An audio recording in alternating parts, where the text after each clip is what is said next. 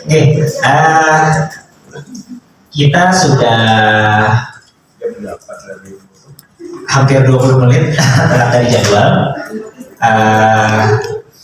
Dua orang narasumber sudah hadir di hadapan kita, Ibu Ruslena dari Dinas Kesehatan Provinsi Kalimantan Selatan dan Ibu Dr. Yuyun dari Rumah Sakit Jiwa Sambangligum.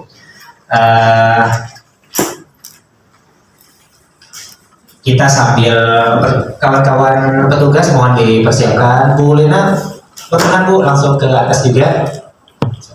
Ditambah satu kursi lagi nanti kalau Bu Badriah datang, mudah-mudahan beliau segera bergabung dengan kita.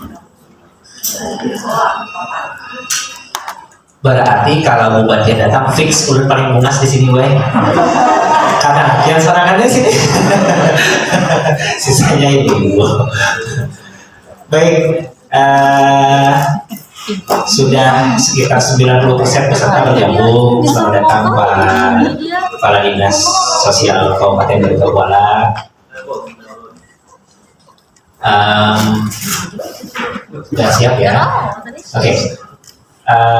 Untuk sebelum memulai, kami ulangi kembali informasinya bahwa pagi ini sampai nanti siang kita akan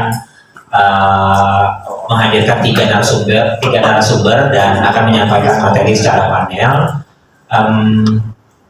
dari Dinas Kesehatan Provinsi Kalimantan Selatan, dari Rumah Sakit Jiwa Sambangligum, dan dari Sentra Budi Luhur Banjarbaru.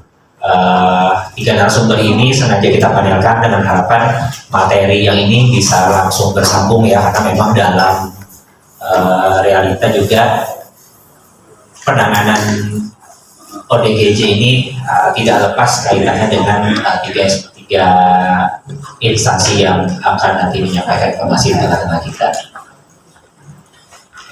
Baik, mungkin yang pertama kami mohon perkenan Ibu Lena dulu dari Dinas Kesehatan untuk menyampaikan informasi kepada kita semua. Nanti dilanjutkan dari Bu Yuyun dan saya yang terakhir nanti Bu Badriah. Untuk sesi tanya jawab nanti kami buka setelah pemaparan dari tiga narasumber saja ya Bapak Ibu. Jadi mungkin ada pertanyaan yang bisa sekaligus dijawab, nanti yang langsung terkait akan lebih memudahkan kita. Baik, sebelum memulai penyampaian materi dari Bu Lena, Ulun akan sampaikan informasi terkait biodata beliau. Nama lengkap beliau adalah Ibu Rusmina Eskep. Beliau adalah staf pelaksana pemegang program kesehatan jiwa di Dinas Kesehatan Provinsi Kalimantan Selatan, lahir di Banjarmasin 14 Agustus 1976,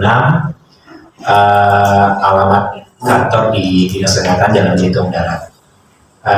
Silahkan Ibu untuk langsung saja menyampaikan materi atau informasi yang akan dibagi kepada kita semua. Sebentar Bu, sebelum Ibu menyampaikan informasi, akan kami sampaikan bahwa peserta yang berhadir pada kesempatan pertemuan kali ini berasal dari Dinas Sosial Kota Kabupaten Kalimantan Selatan, ada juga dari tim penggerak PKK Provinsi Kalimantan Selatan, dari pendamping rehabilitasi sosial yang saat ini diambil oleh UPT-nya Kementerian Sosial. Ada juga dari lembaga kesejahteraan sosial atau yayasan-yayasan yang basisnya komunitas masyarakat Ibu, yang khususan memberikan pelayanan terhadap orang dengan gangguan jiwa. Ada Yayasan Al-Hijrah di Banjarmasin, ada Yayasan Generasi Habis Gelap Terbina Terang di Banjarmasin juga, ada Yayasan Berkain Sang Mulia di Banjarbaru, ada Yayasan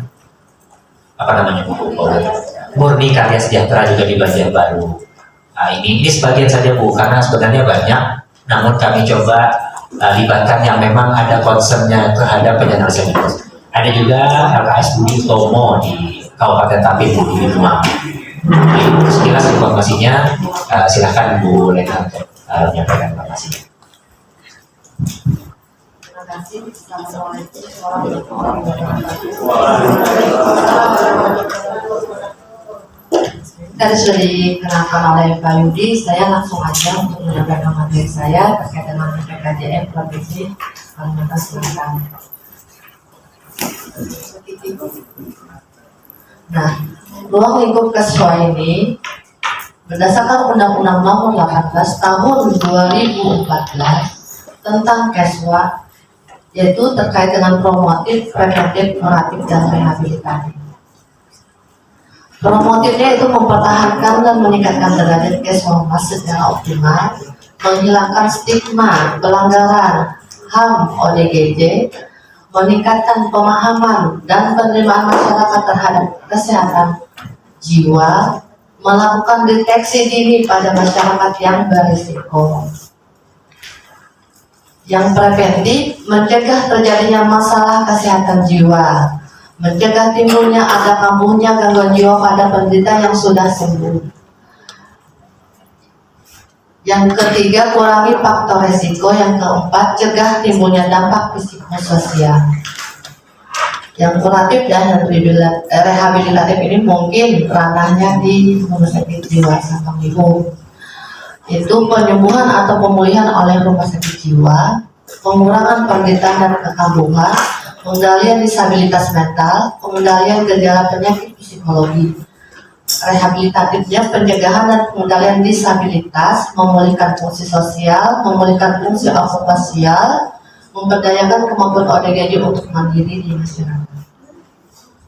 Lanjut. Kebijakan strategis Keswa. Yang pertama, memberikan perlindungan dan menjamin upaya pelayanan Keswa dan Naksa berdasarkan HAM secara terintegrasi dan berkesinambungan sejak fase janin, anak-anak, remaja, dewasa hingga lansia. Yang tiga, melalui upaya promotif preventif itu ranahnya di UKM, yaitu Dinas Kesehatan ini bergeraknya di UKM. Kalau di UKP-nya kuratif dan rehabilitatif itu mungkin ranahnya di rumah sakit jiwa. Yang kedua, menjamin ketersediaan dan keterjangkauan sumber daya dalam upaya kesehatan jiwa dan naksa. Yang ketiga, integrasi layanan Keswa dan naksa di pasien, Kesprimer, serta penguatan sistem rujukan. Itu bagian puskesmas. Yang keempat, penguatan upaya promotif dan preventif bagi masyarakat umum dan populasi beresiko dengan melakukan screening deteksi dini. Jadi masyarakat yang berisiko itu lebih banyak dibandingkan dengan yang penderita. Jadi ini wajib dikerjakan untuk menekan angka kesakitan pada penderita gangguan jiwa. Yang kelima, penguatan keterlibatan masyarakat dan koordinasi multisektor untuk masalah Keswa dan Naksa. Nah, ini mungkin terkait PPKJM, makanya saya kasih warna merah. Lanjut kondisi. Ini dasar hukum dari Keswa. Lanjut bagi dasar hukum Permenkes nomor 88 tahun 2019 tentang petunjuk teknis penggunaan dana alokasi khusus non fisik bidang kesehatan tahun anggaran 2020, Permenkes nomor 4 tahun 2020 tentang penyelenggaraan IPWL, Permendagri nomor 100 tahun 2018 tentang penerapan standar pelayanan minimal. Yang berikutnya, keputusan Kementerian Kesehatan Republik Indonesia nomor 220 Permenkes per SK per 3 per 2002 tentang pedoman umum tim pembina, tim pengarah, tim pelaksana kesehatan jiwa masyarakat (TPKJM). Keputusan Kementerian Kesehatan Republik Indonesia nomor HK 0202 Permenkes per 73 per 2015 tentang pedoman nasional pelayanan kedokteran jiwa. Yang berikutnya, keputusan Menteri Kesehatan Republik Indonesia nomor HK 0202 Permenkes nomor 514 2015 tentang panduan praktik klinis bagi dokter di fasilitas pelayanan kesehatan tingkat pertama. Lanjut. Nah, ini masalah psikososial di masyarakat. Banyak sekali ya kenapa di masyarakat banyak yang mengalami gangguan psikososial di masyarakat itu modernisasi, industrialisasi, globalisasi, arus informasi dan komunikasi, pemanasan global, kemiskinan, konflik bencana, ini kekerasan terhadap perempuan dan anak, nafsa, bunuh diri, kenakalan remaja, tawuran, pekerja migran, dan lain-lain. Ini kenapa perilaku individu keluarga masyarakat akhirnya bermasalah pada psikososial gangguan kesehatan jiwa itu saling berkaitan. Jadi rendahnya kualitas, produktivitas SDM, saling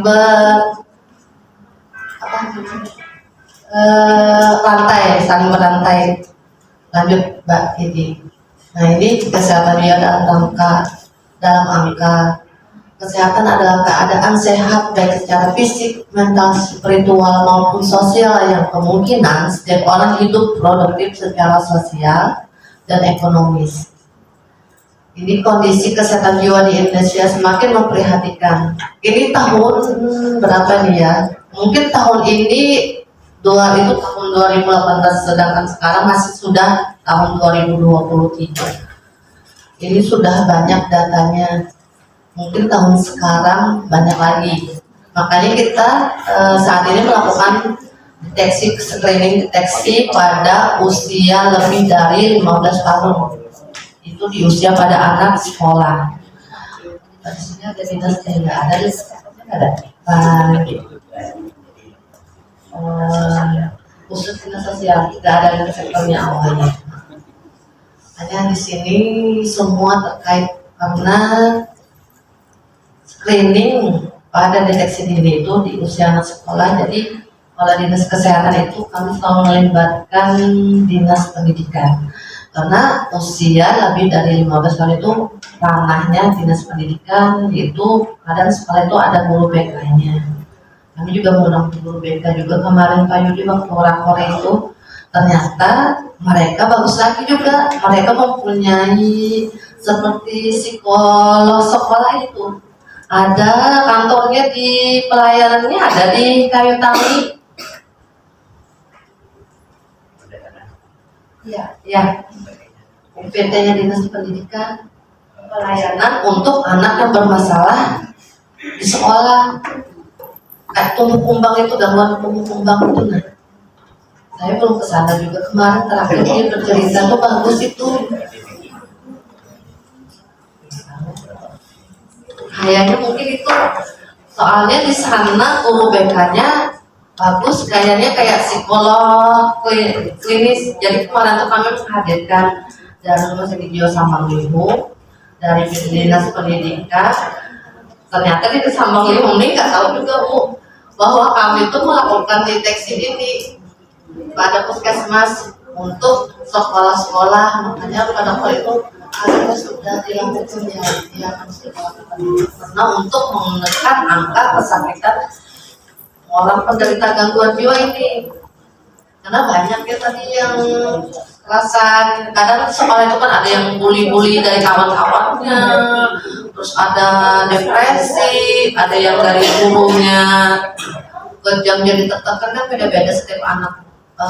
Stresornya anak-anak tuh beda-beda. Ada yang diomelin dia tahan, ada yang membatin, dan kita orang banyak membatin kepikiran, lalu kesorangan, ini kan beda-beda. Terus ada lagi rumah tangga orang tuanya berkelahi, terpikir sampai sekolahan ditanggungi oleh gurunya. Jadi itu ada terapinya oleh guru BK itu tadi. Bagus banget itu, membantu, menurut kulit itu membantu banget dalam deteksi dini, screening deteksi dini pada usia sekolah. Jadi di rakor ulun tuh lebih bisa sedikit lah. Di rakor ulun itu karena 13 kabupaten, dinas kesehatan 13 kabupaten itu mempunyai 238 puskesmas. Jadi setiap puskesmas itu melakukan screening deteksi dini ke sekolah-sekolah. Dilakukan screening deteksi dini ke sekolah-sekolah. Kenapa? Karena resiko tadi lebih banyak dibandingkan dengan penderita gangguan jiwa. Itu menurut WHO. Jadi kedepannya itu diharapkan penderita gangguan jiwa akan berkurang karena itu jadi beban pemerintah juga. Nah, banyak sekali yang didapatkan screening itu Bu, anak-anak yang mengalami abnormal pada kejiwaannya. Nah, jadi Ulun minta di 13 kabupaten itu menindaklanjuti, bukan sekedar melakukan screening data, bukan sekedar data aja Pak yang disetor ke provinsi. Data tiap bulan data, berpikir aja Ulun lawan dinas kesehatannya, masa data terus yang disetor, apa tindak lanjutnya? Apakah dilihat kayak itu aja siswa nih mengalami gangguan mental emosionalnya tadi? Ada dulu nih, pian melakukan rapat bersama jejaring pian, dinas pendidikan, kepolisian, pokoknya terkait lintas sektor yang terkait kayak gitu. Nah, tapi Ulun di sini bukan berarti mengintervensi, bilang Ulun, cuma kita saling memberikan masukan. Ada psikolog kliniknya berapa orang di kabupaten itu, ada dokter psikiaternya ada berapa orang, didata dulu oleh dinas kesehatannya, terus dirapatkan, dikoordinasikan. Ini loh data dari deteksi diri kita mempunyai anak yang gangguan mental emosionalnya sekian, yang depresi sekian, yang dirubung sekian. Nah, jadi itu sebenarnya beban pemerintah. Kenapa bisa sih begitu? Yang kedepannya nanti kalau misalnya mereka memang ada kemungkinan kedepannya mengalami gangguan jiwa tuh bisa terjaring Bu, bisa diatasi segera. Makanya deteksi ini kan Bu. Nah, itu untuk menekan angka kesakitan pada gangguan. Jadi masalah nafsa di sekolah bisa juga di puskesmas dilakukan juga screening ASIS untuk menjaring. Habis itu kalau sudah terjaring rujuk ke Sampang-Lihum. Sekarang ada undang-undang yang baru Bu Yuyun ya terkait IPWL. Bagus itu, jadi yang rehab tidak lagi dibatasi 2 kali dalam seumur hidup ya Bu ya. Itu dapat bantuan dari PBB, bukan dari WHO, dari PBB. Kemarin pun terakhir di Kementerian katanya dapat bantuan dari PBB anggaran itu untuk rehab nafsa. Rehab nafsa ini kadang dipikir kenapa dia memakai nafsa, padahal itu penyakit tipe ulah. Yang kita tuh penyakit tipe ulah loh. Jadi bebannya loh negara, pemerintah. Padahal akibat dari penggunaan nafsa itu bisa jiwanya bermasalah di keluarganya tadi. Nah, makanya dilakukan screening ASIS. Lanjut Mbak. Nah, ini data tahun 2018. Ini yang penderita skizofrenia, psikosis. Data penderita ODGJ itu sekalsel itu 4.000 banyak. 4.000 berapa jiwa. Subhanallah. Jadi Ulun tuh bingung anak kita mana kan Yuyun orang 4.000 nih hendak dibuang manusia ya loh, hendak kelihatan kayak itu aja kok kelihatan di jalan-jalan tuh sekali nyaman juga ada yang beranjak bulat, ada yang menggerem, ada yang berhamuk-hamuk. Nah, amun kita memahami namun kita tuh ada rasa iba tuh pasti di hati kecil kita ini menangis buat karena apa itu manusia. Makanya siapa ya yang dari Hulu Sungai Tengah itu yang mana? Nah itu kita ketemukan pula akhir tahun waktu ulun KST ibu ini mengeluhkan terkait dengan rumah singgah ODGJ belum bisa dibangun ya Bu ya. Nah di situ hadir dari Satpol PP, dari Dinas Sosial sedikit aja si Dinas Satpol PP yang hadir kemarin kita sektornya Pak Yudi. Kami tahun 2020 Bu sudah keliling lah Pak Yudi ini terkait dengan pasung eksekusi pasung, terkait dengan masalah gangguan eksekusi pasung di 13 kabupaten sudah berjalan.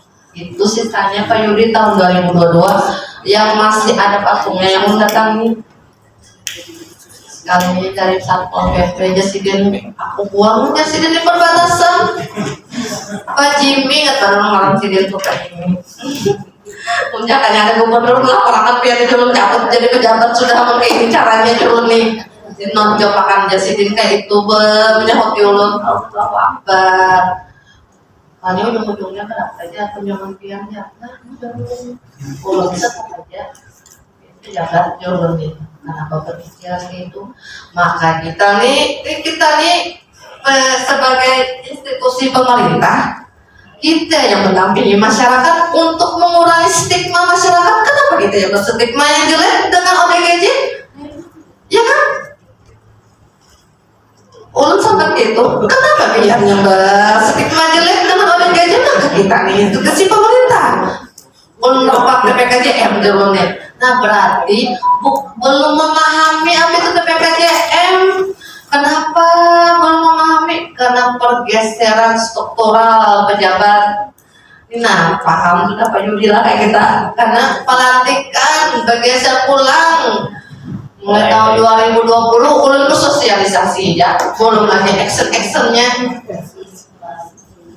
Tapi itu hak orang lah, rezeki orang bergeser dipromosikan. Alhamdulillah. Tapi ulun minta tolong, minta maaf misalnya Pak Yudina jadi kabit. Nah, minta tolong karena ODGJ ini tadi yang di promotif preventifnya Bu. Kita sekarang bermain di promotif preventifnya, berarti di masyarakat dan di keluarga. Kalau kita mau membenahi di hulunya, bulan-bulannya kambuh, ngitung aja. Aku ngitung hanya seminggu diantar boleh pulang. Karena apa tidak pedulian keluarga loh masyarakatnya. Ulun ke depannya tuh mau di desa itu ada kader keswa, kan ada desa bersenar, ada desa Pak Ulun, ada anak desa sehat jiwa. Jadi di situ tuh di wilayah itu ada puskesmas yang memiliki penderita ODGJ yang dipantau paling sedikit. Padahal puskesmas tuh wilayahnya dalam satu desa tuh ada penderita ODGJ berapa? Kadang mungkin berpuluh-puluh. Seikum berdua, harap itu diperhatikan. Seikum berdua tuh didatangi, jangan sampai mengalami kekambuhan. Ujung-ujungnya dipasung, disembunyikan di hutan. Tuh kejadian, ya Pak Yudi. Nah, supan jadinya hamuk-hamuk kalau tetangga nih. Kami pasung gue di kamar aja. Halus batis jabu air. Atropik mengecil ototnya karena tidak bergerak. Tadi dipasungnya jangan penang dipasungnya Pak. Nah mereka dipasung Jawa, banget ya pasung Jawa tuh yuk. Pohon kan dilubangi seneng ini batisnya kayak ulun habis berantai pulang ada kayak anjing hamuk tuh di rantainya. Maka itu manusia jauh nih. Nah jadi ulun tuh mah hayo di grup semua puskesmas silahkan melakukan kunjungan Bu Yuyun yang memiliki penderita ODGJ, apalagi yang tahu dipasung, silahkan kunjungi. Jadi kita tuh silaturahmi dulu lah, merasuk keluarga nih. Nah ada mau situ sini keluarga nih memadai, ada yang mau pasung di rumah. Ada nicknya yang gak ada banding, KTP yang gak ada, di kakak yang gak ada, saking hendak menghilangkan jejak tadi nah. Karena sumpah, ya terserimanya masih jelek, kayak benar. Jadi ini kisah para harus berkisahan, jadi buat biar paham apa itu PPKJM. Nah, jadi jangan sampai lagi, buang ini aja, tampar ini, melawan kami aja. Hebat banget dulu. Inya kalau melakukan kriminalnya lepas kriminal katanya orang penderita gangguan jiwa, dan kita yang waras, kita yang masuk di sekolah pemerintah di penjara. Nah makanya sama-sama Jadi kisah ulun ini teori ini biasa aja, tapi pengalaman tuh lebih bagus dibandingkan teori sebenarnya. Nah jadi itu tadi niknya kedada, kakaknya kedada, makanya ulun lintas sektor ulun untuk capil ada 2. Kenapa? Membantu untuk menerbitkan KTP dan niknya agar bisa dirujuk Bu. Karena bermasalah kedada nik ya akan merujuk sama Limu. Nah, ada 2 Bu, sudah jangan lagi lah dibolehkan ke sini yang sudah dirujuk ya. Menolak benar lawan pada anak. Menolak anak, oke jangan lagi, kami kan menerima ya Ibu. Subhanallah, ada perjanjian tadi. Perjanjian koknya anakku jangan diapa-apain di rumah sakit jiwa tuh lah, jangan dipukul, jangan apa aja buyut. Jadi tahun jadi perjanjian mereka buat FOU tadi. Anak kan memasukkan orang si pasungan nak sambung lingkung. Dan iya Allah rami melelahkan boy. Raminya tuh ada juga rami benar lelah hati ulun maras melihat orang lina, tapi kerja yang mendukungnya kurang mendukung. Nah, jadi yang puskesmas tadi untuk melakukan kunjungan rumah, memfollow up sampai keluarganya mau, kan ada obat haloperidol dekanoat injeksi. Itu bisa dilakukan 1 kali 1 bulan apabila penderita ODGJ tidak meminum obat oralnya. Tapi itu pertama harus dilakukan oleh psikiater. Nah, makanya itu tadi Jalan Kabupaten Ibu melakukan rapat koordinasi dengan profesi jiwa tadi, psikiater, psikolog klinis, tadi yang terlibat tadi, nah lintas sektor. Itu kan TPKJM juga Bu. TPKJM itu bukan masalah pasung aja kan Pak yang ditangani, permasalahan semua gangguan jiwa di kesehatan masyarakat, kesehatan jiwa masyarakat.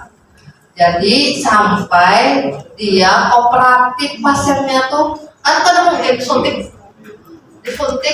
ada sembuh, akhirnya dia bisa dilepas pasung tadi, karena mesti dirujuk ke Sambang Limbung. Misalnya dalam kondisi dipasung tetap disuntik oleh psikiaternya, kunjungan rumah. Nah habis itu sampai kooperatif akhirnya bisa dilepas. Seikun sudah yang dipasung dilepas ringan sudah, tapi harus dipantau minum obatnya. Amun ada dipantau sehari jangan minum. Ada gurik barangnya pulang, tak boleh pulang. Jadi makanya masalahnya tuh anak dibenahi di hulunya dulu, di masyarakat loh, keluarganya. Jadi ulun minta masukan baru biar ulun kan mau jawab terlalu ini kita saling memberikan masukan karena pengalaman pilihan di kabupaten mungkin beda-beda. Nah ini kayak ini, ulun pernah melakukan ini kayak di Kota Baru adalah dinas sosial Kota Baru. Yang sering ke lapangan siapa Pak? Lain biar rasanya ada Bapak. Nah itu Bapak itu aktif sekali, bagus. Ikut mendampingi, ikut mengeksekusi orang yang dipasung. Jadi tahu kisahnya. Rame Pak ya kalau penderita ODGJ ini dikisahkan. Ulun sampai ke gunung mendatangi, dipasung di gunung. Kayak kerangkeng penjara tuh, hujan badai dia kena situ. Rupanya sengaja supaya mati. Karena hujan panas badai mereka kerangkeng ke rumah Bu. Iya penjara tuh. Di atas gunung matahari tapi dia bagus dengan matahari. Aman hujan badai. Nah, kena juanya garing, meninggal. Lumayan dulu kada mengganti keluarga mungkin gitu kalau lah mungkin makanya jangan ulun lawan waktu di HST itu bibit dulu daging kita kalau kita sakit itu 7 orang jadi saling peduli kayak gitu karena itu manusia bukan binatang. Habis itu penyakit karena TPK nanti nggak sambil sambil aja Nah, ini makanya ulun membentuk tim TPKJM. Kalau di pusat itu tim pembina, kalau provinsi pengarah, kalau di kabupaten kota pelaksana. Nah itu Permenkesnya jelas Bapak Ibu. Jadi provinsi Kalimantan Selatan ini mempunyai SK Gubernur. SK Gubernur itu kami perbaharui setiap tahun Pak. Kenapa?